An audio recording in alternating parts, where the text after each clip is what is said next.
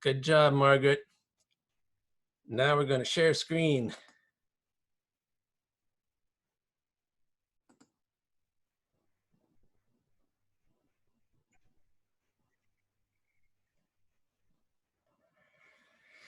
La, la, la. Let's see. Up, there we go.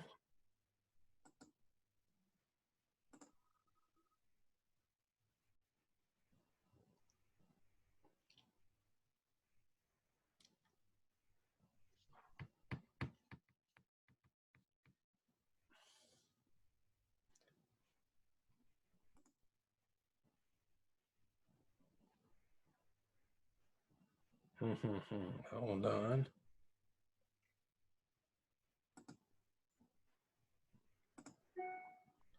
Let's see if we can get this going again. Bravo. Okay, Okay. we got it. Thank you so much. Okay, just welcome everybody. Just to remind you of upcoming schedule. So we're here today. We're going to be here next week, but then the following week there is no class at all. It's Rosh Hashanah week, and Rosh Hashanah ends. We're not going to have it. It doesn't end in time. So there's no opportunity for us to have it that week. That's fine. We'll have it the following Sunday after that. And then the following week is Chol HaMoed Sukkot. So I'm not going to schedule a class, but if people happen to be available that Sunday at 8 o'clock Eastern time, I'll run a class. It won't be on the topic that we're covering so that the people that don't come won't miss anything, but we'll come up with a good special topic. So just let me know at some point if you are going to be around on Sunday, September 26th at 8 o'clock. You don't have to tell me now, but if you are good. If not, that's fine too. Okay, so today's agenda. We're going to learn about additional forms of meditation, starting with Kavanah. Actually, Rabbi Kaplan calls Kavanah a meditation. And we'll continue our studies into best practices of meditation by understanding conceptualization. Bante, our resident meditation advisor in terms of technique, has some good insights on that. So in terms of our curriculum, here we are learning about Ruach HaKodesh.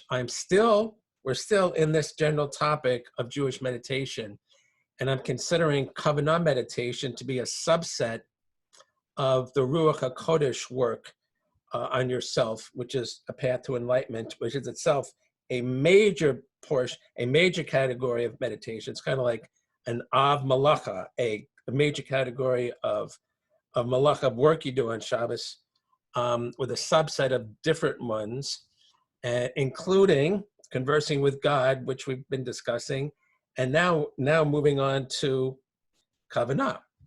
Okay.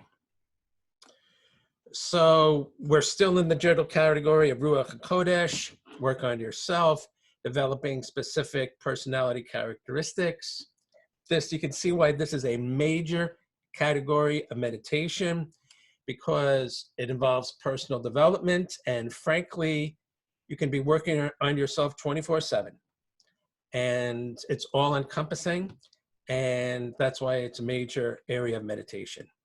And so as you can see, what we're doing through the teachings of Rabbi Kaplan is really stretching our definition of what meditation is, way beyond the whole scenario of sitting on a cushion with your legs crossed going, It is part and parcel, at least it was part and parcel of Jewish spiritual / religious living.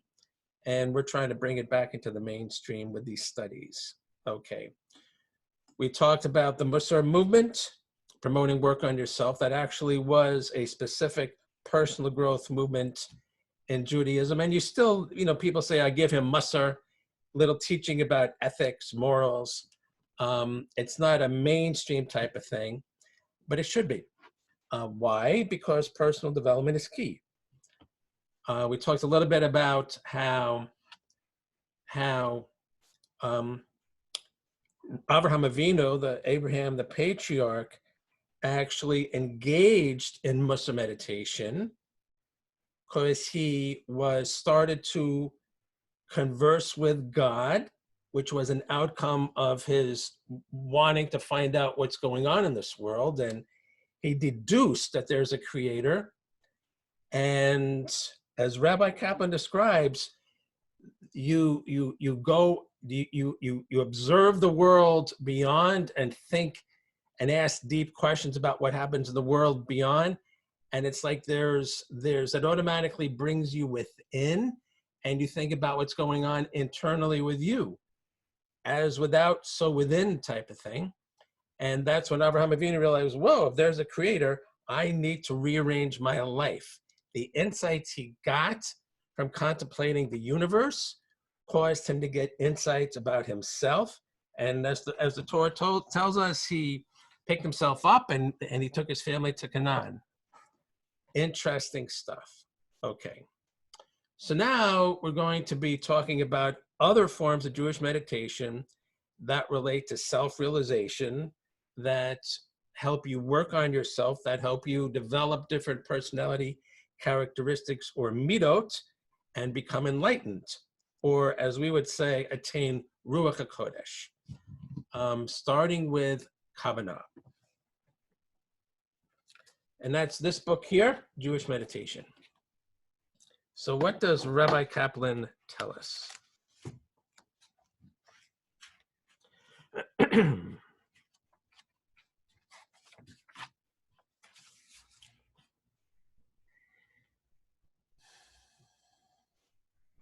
It would be useful to discuss the most common terms for meditation found in Jewish texts.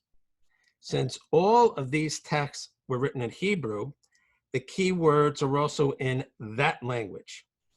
From their roots and form, considerable insight can be obtained into the types of meditation that they signify. So again, this happens to be an approach to learning Torah that I really love, that has a tremendous amount of credibility to me, and which I think is shows a real clear understanding of Hebrew and the power of Hebrew, because he's basically saying that if you look at the way words are constructed in Hebrew, the roots and the forms, and he doesn't say that here, but it's true as well, and in the context in which they're used, you get truth. You get insight into what are the teachings that the Torah is giving us.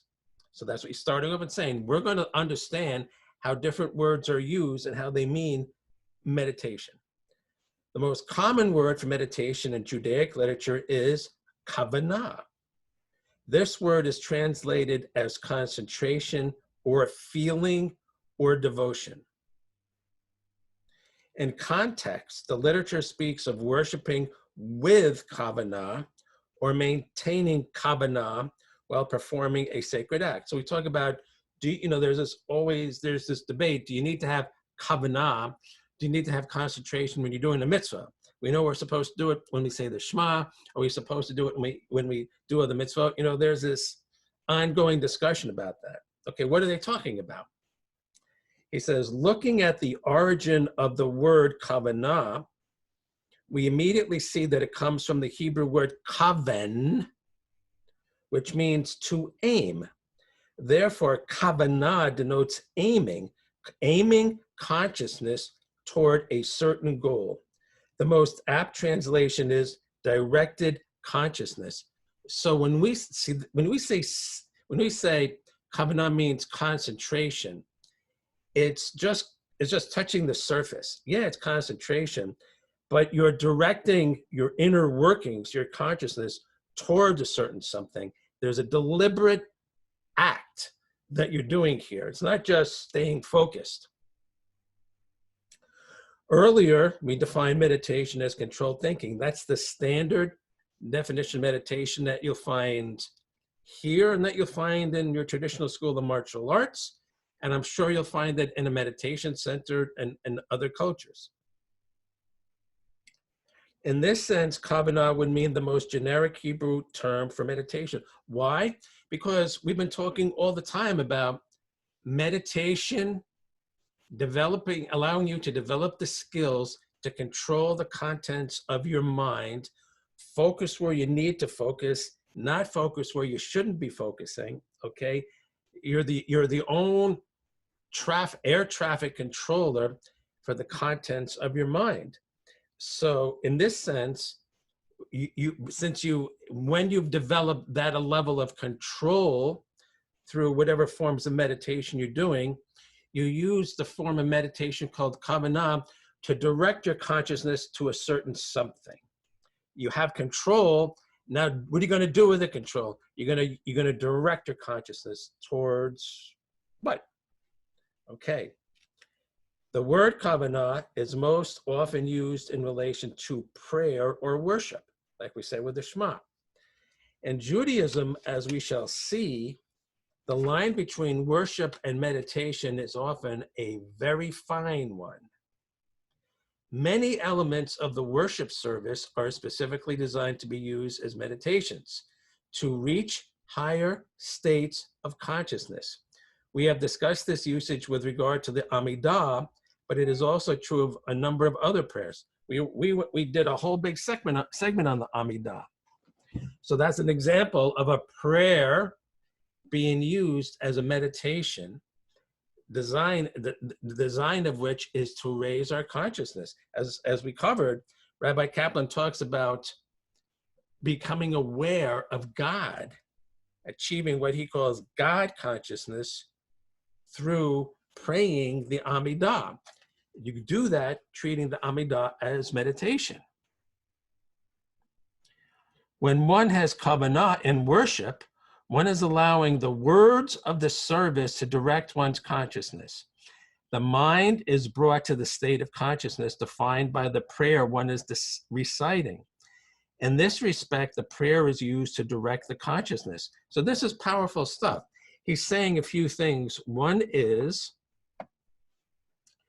that many of the tefillah, many of the prayers that we say are to be designed as meditations, and the words are specifically chosen to elevate your consciousness.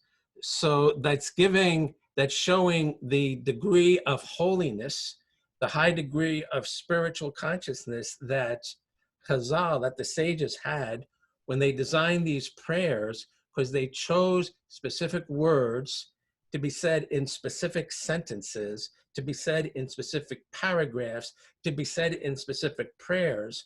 And saying these words raises your consciousness. So now that, of course, brings up the question that we discussed a number of months ago. What happens if you just can say the Hebrew, but you don't know the Hebrew words? He would say, and he has said, that it still has an impact. You're still raising your consciousness by saying the words in Hebrew, even if you don't understand the meaning of the words. But then he also has said, however, that's like this level.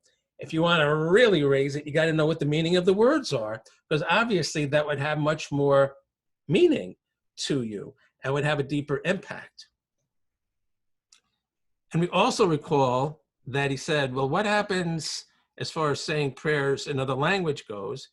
He did say that it's important to just get started saying a prayer in whatever language you know. So you have a translation of the Amidah in English, you say it in English, but that's a stepping stone towards at some point saying it in the Hebrew, which is a stepping stone to understanding it in Hebrew. He just wants you to get started. But what he's not going to say that reciting the Amidah in English is going to raise your consciousness. It's the Hebrew that's important here, which is really interesting. So therefore, once you understand the Hebrew, you're raising your consciousness.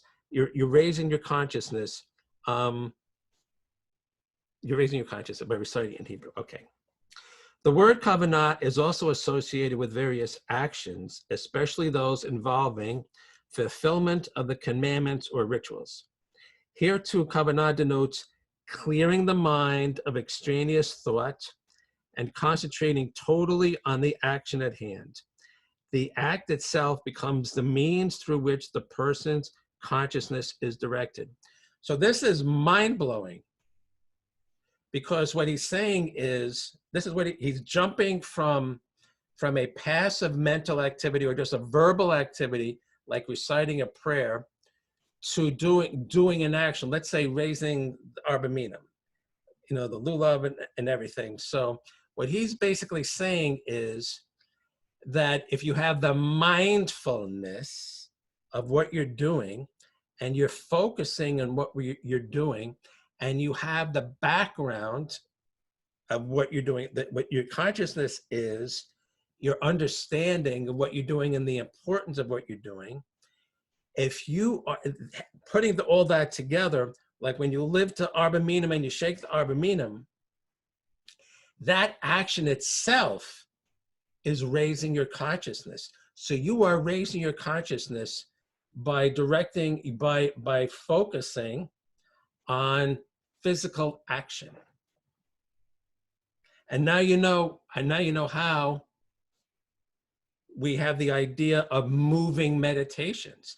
And now you know why we have the idea of even meditating in a combat situation, because you have the right mindset, you have the right skill set, so that you're focused on what you're doing, you're very in the moment, you're mindful of everything you're doing, and that itself is raising your consciousness. So there's Kavanah in the verbal recitation of tefillot, of prayers, and there's Kavanah in the actual performance of physical actions. So you take that a step further. You could have, what about other mitzvot that are less physical? What about visiting the sick? So according to what he's saying, you could actually raise your consciousness by visiting the sick, which is a mitzvah.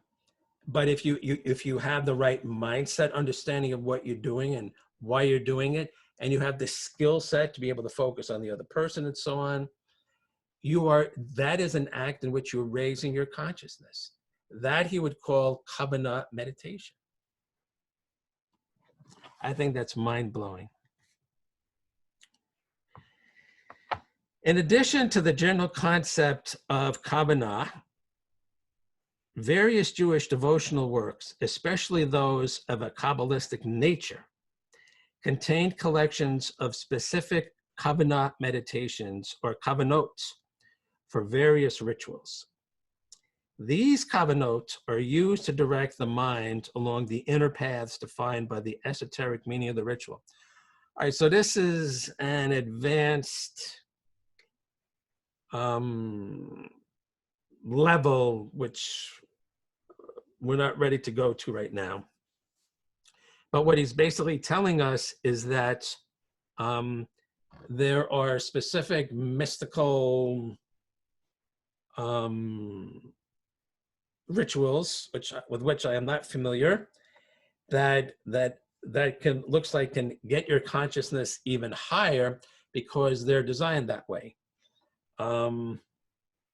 Either higher or deeper inside, I guess the same thing. So that's heavy duty stuff.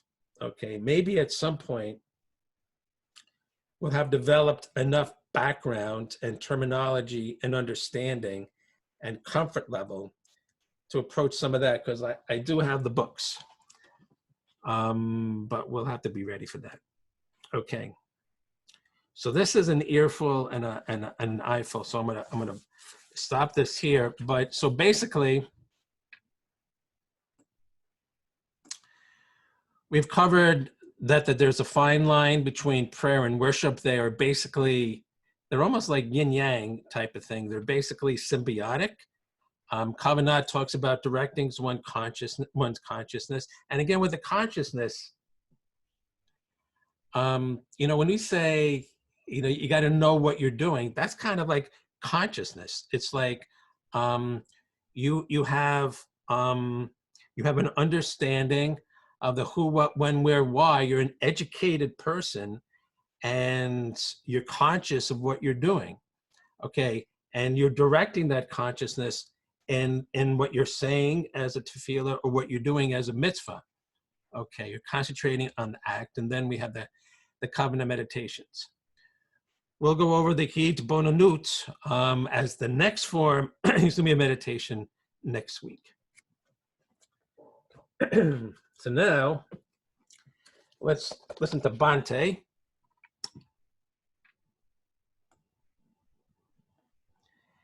And understanding mental states.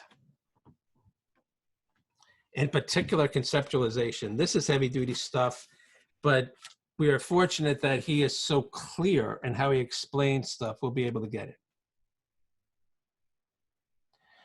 This is what he says.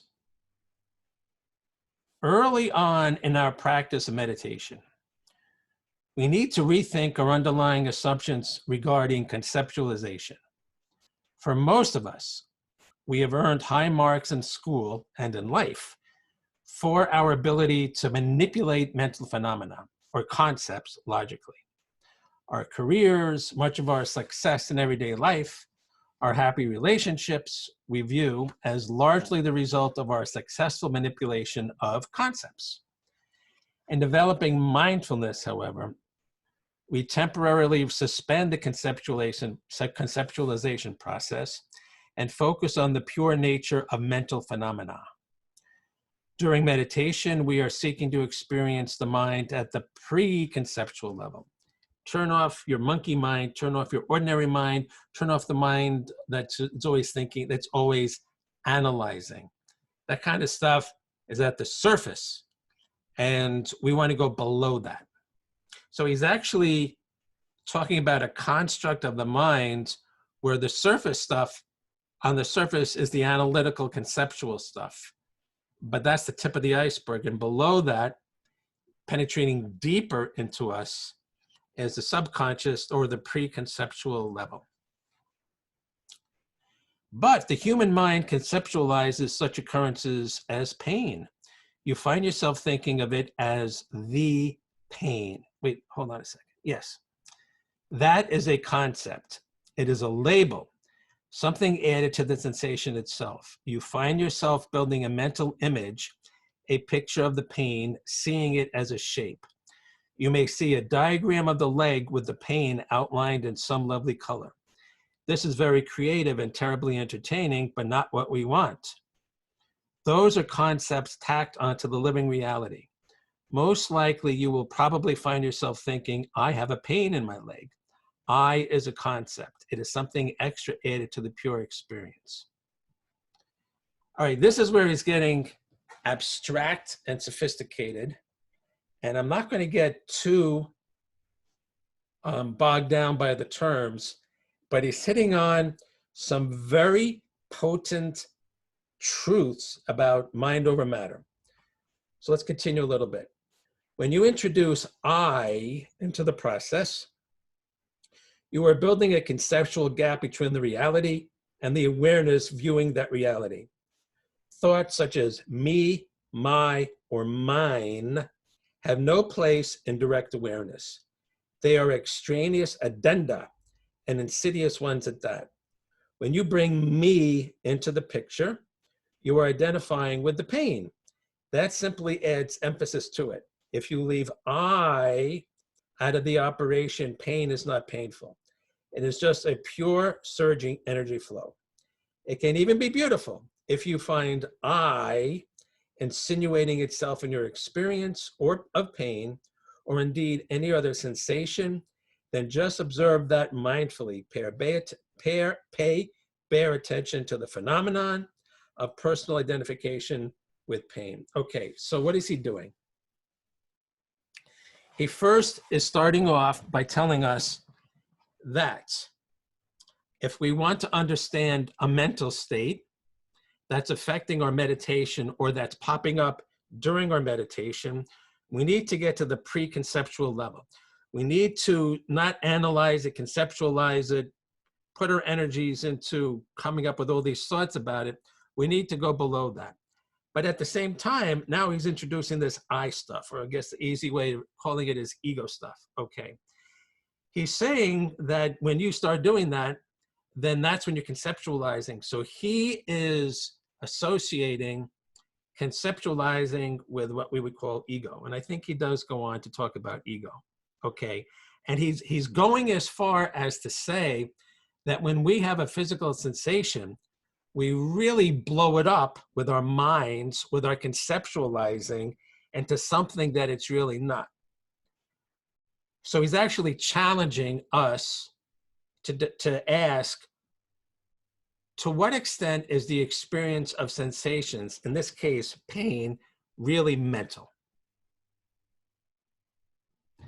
Now, the one reason why I personally don't think this is bunk is because of a personal experience, and I bet other people have had a similar experience. I might have mentioned it before, but since we brought this up, I'll mention it again.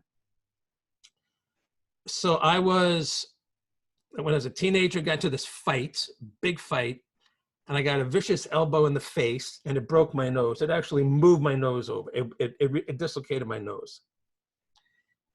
It hurt, and I was gushing blood. So my friends took me to the hospital. This was in the middle of the night. Excuse me.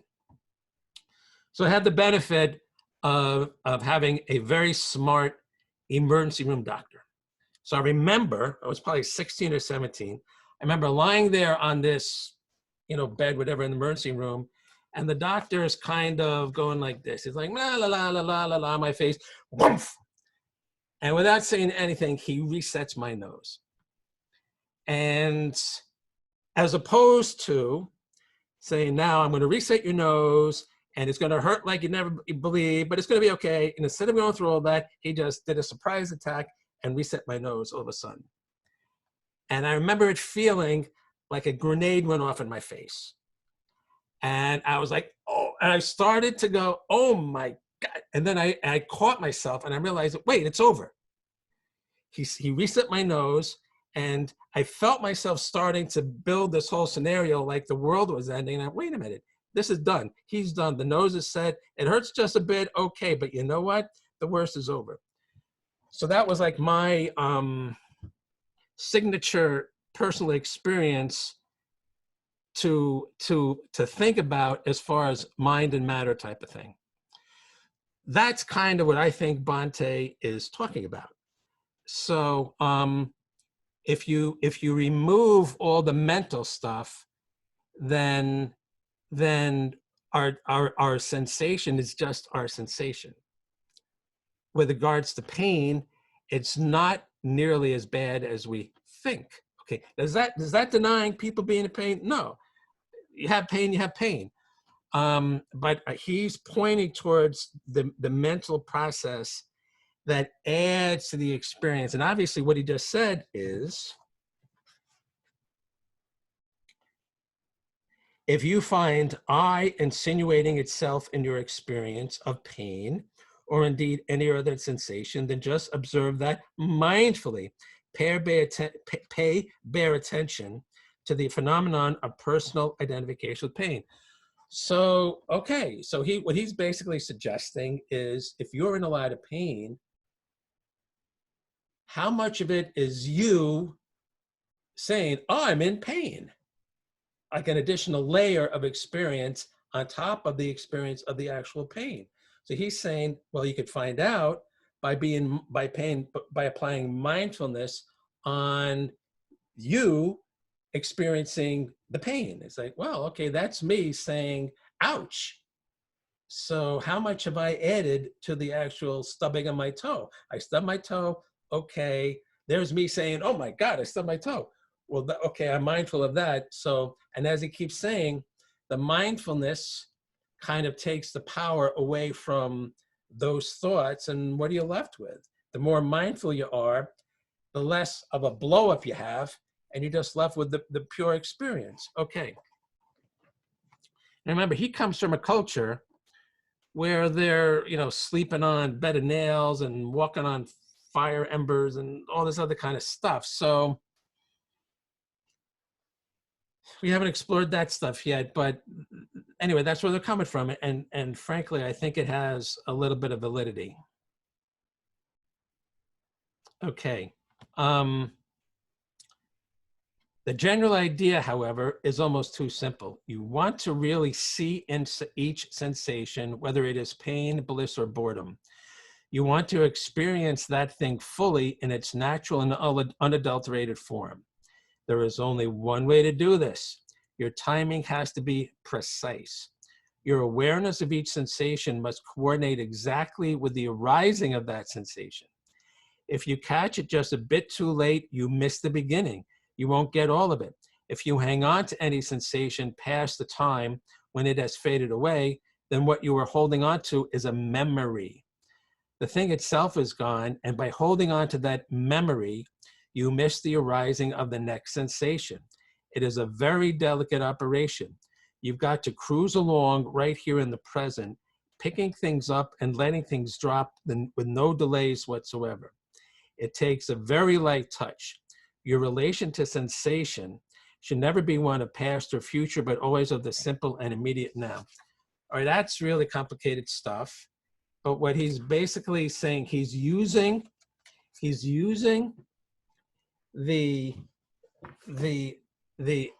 analogy of experiencing pain to guide us in understanding mental states as they arise. So what he's basically saying is, just as when you stub your toe, you feel something, but you also have a tendency to say, oh my God, I stubbed my toe, I did it again, oh my God, it hurts. You add all that stuff onto it.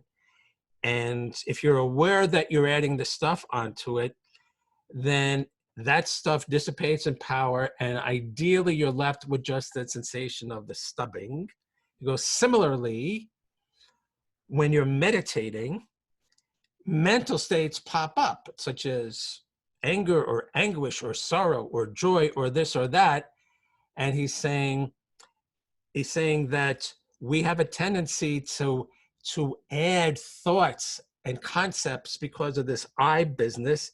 It's like, oh, that's joy. I'm just, I'm feeling joy now. Joy reminds me, I just spent time with my son or daughter or grandchild. Oh, all of a sudden we're adding stuff to it. And we made just a passing sensation of the feeling of joy while we're meditating into a big thing. So he's saying, as we must kind of reduce the conceptualizing when we experience a sensation in the world, like stubbing your toe or getting your broken nose straightened. Similarly, we want to deflate the conceptualizing that happens when we start getting a mental state and just experience the mental state for what it is. That's where he's heading with this. It's advanced stuff, but it shows that we've gone from understanding that we have to let specific thoughts and feelings go. We've now advanced to we have to let entire mental states go. And in both cases, it's the conceptualizing part of us that grabs them.